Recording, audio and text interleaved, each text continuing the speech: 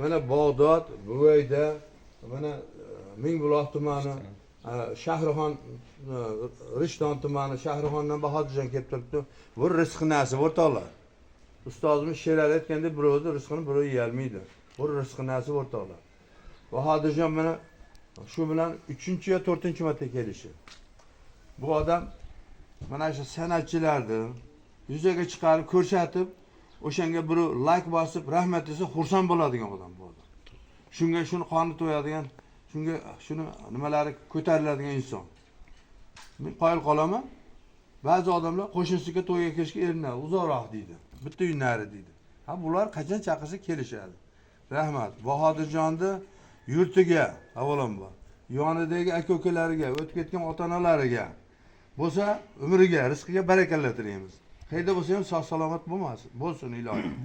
Hech qachon sinmasin, yengilmasin. Misol uchun bizning mana teraklarimiz shu darajada pishib ketganki, Qo'qonning shamoli 30-35 metr kelsa ham uchi yerga tegib qaytsa ham sinmaydi. Bahodirjon o'sha Shahrixonning teraklaridan bo'lsin ilohim. Uni shamol aqabaqa sindirolmaydi. Shohiga ham ziyon yetkazolmaydi kerak bo'lsa. Bu ukamizga uzoq umr, tan saqalik, xotirjamlik tilaymiz. Mana bugun qo'ldan kelgancha bir piyola choyimizga yo'q demay kelishdi. Biz buni yangi qo'rg'onimizga Qo'qonga a'zo qilib, boshlariga bitta chiroyli do'ppi kiygizib qo'ydik. Ilohim yana kelishganda Xudo xolasa bundan ham ordona yaxshi sovg'alar berish nasib etsin.